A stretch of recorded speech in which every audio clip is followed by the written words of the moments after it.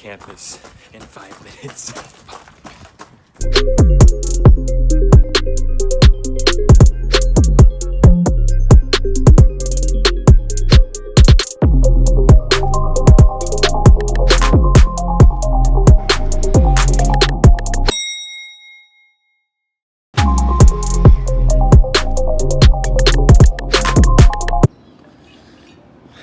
How's my hair?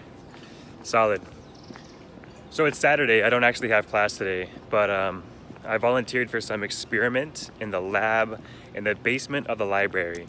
Apparently, they hook you up to a bunch of electrodes and make you do some crazy tests, so I'm excited for it. Let's go if I can still make it.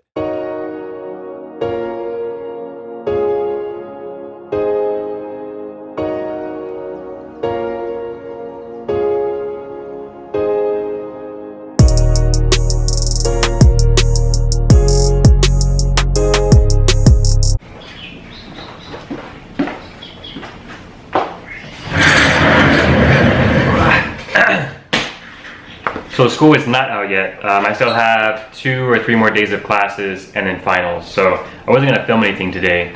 But yesterday in stats class, our professor has a connection with some people at Google. So we had a Skype call with the former, I forget what he was, the director or CEO, I don't know, Pete or something if you wanna look it up.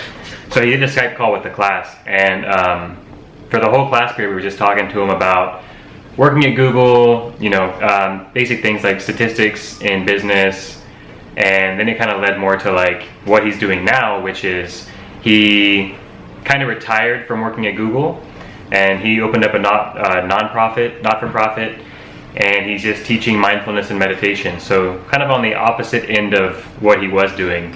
Point is, the conversation kind of ended with him talking about keys for success, not necessarily in business and in statistics, but in life in general. And the first one is something that I kind of always think about. Don't think about each decision or each opportunity as polar opposites. Meaning, when he was younger, kind of where I'm at now, he would say, I could do this, but then I could do this. I could do that, but then I could do this.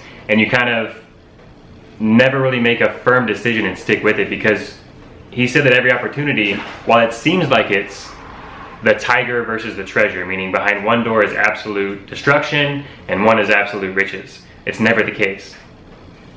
So just pick any decision that you're excited about, which goes to point number 2, but pick any decision you're excited about and just kind of go all for it for at least a set period of time. Point number 2 was, yeah, go after what's interesting and exciting. So for example, he used to work at Dell prior to working at Amazon, and what was exciting for him was he's just, I don't know, you wouldn't know this. Think about like an analyst for Google, you know, glasses. Now he's kind of like more the monk look with the shaved head and stuff. He's working at Dell. He became either a national or a world champion for freestyle roller skating or something. What? So he was a performer, and he was in the park doing his freestyle like roller skating, I think in like New York or LA, wherever it was. And this lady came up and started like dancing with him, and it turns out she was a headhunter for Google, and that's what got him the job at Google. Anyway, I thought that was really interesting. Never would have expected that. And then his last point was, don't go after the money, go after, again, the second point, which is what's exciting and what's interesting. And his last tip was not necessarily what's specifically exciting, just keep an open mind about what's exciting and what's interesting in general. So anyway, I thought that was kind of interesting. I'm supposed to be at the shop 5 minutes ago, so I'm gonna wrap this up. Let's head in.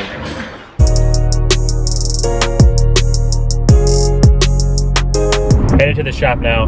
Going back to what Peter was talking about, what is really exciting, and I think this is important, not necessarily what's exciting, like, you know, in this moment, what would be cool to do.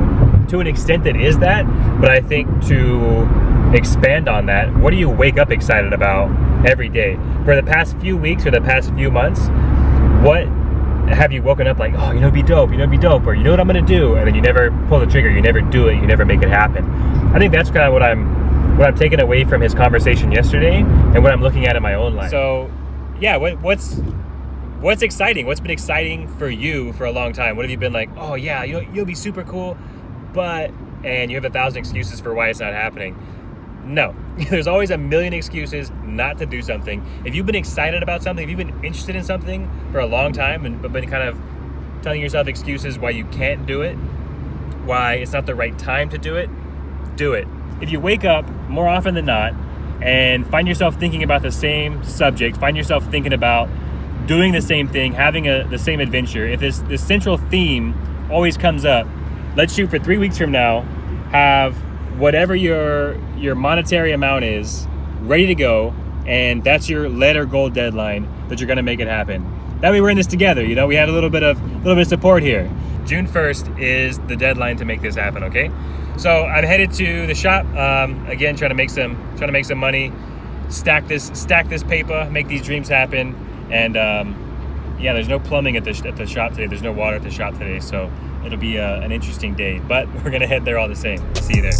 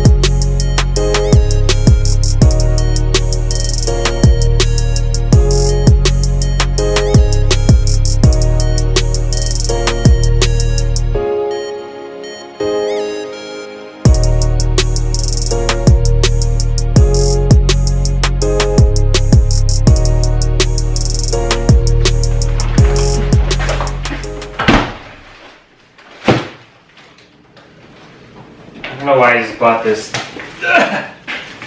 30-pound bag of rice.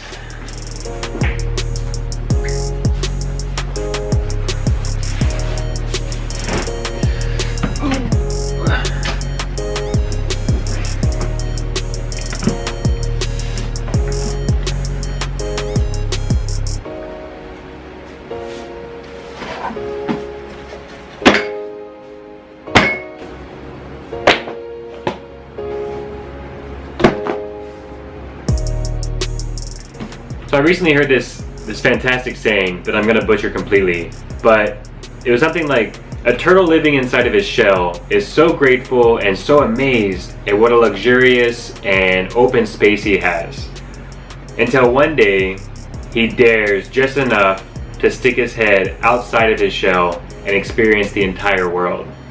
And for some reason that really like blew my mind, you know? You don't know what you don't know, and the only way to stick your head out of your shell, I guess, is to put yourself in uncomfortable situations and new environments. I think everyone knows when you travel and you come into contact with new people and new cultures, it opens up your head a little bit and expands your view of what reality is or what reality can be. The same is true for how you're living your life.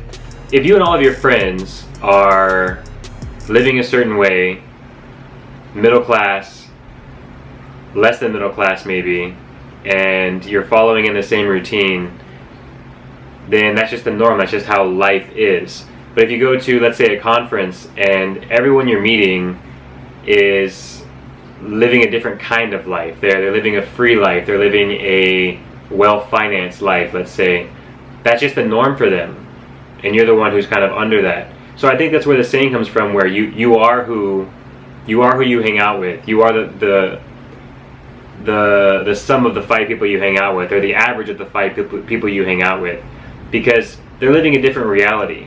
I mean, not a different reality like you're in a different planet or something like that, but you're living a different life. I mean, that's pretty apparent. Anyway, it's just a saying that I kind of wanted to make a note in my video journal here, note to myself, that I want to keep doing things to push my head further outside of the turtle shell and see what the world has to offer and what that new standard can be. books are great, conferences are great, but there has to be more to it. You know what I mean? I want to see what's beyond the turtle shell, so to speak, just to beat the metaphor to death. Anyway, I'm super tired. Long day. I wasn't planning on making a vlog today. I just wanted to make note of this great saying that I heard, and then the talk from yesterday with Peter, whatever his name was. So, not really a vlog, more just a note to self. But like I said before, the last class is on Wednesday, and then I have a week of finals, and headed to the mainland for some traveling. Gonna be in Los Angeles, and then to see my mom in Oklahoma. So that's it for tonight. Good night. Love you guys. See you soon.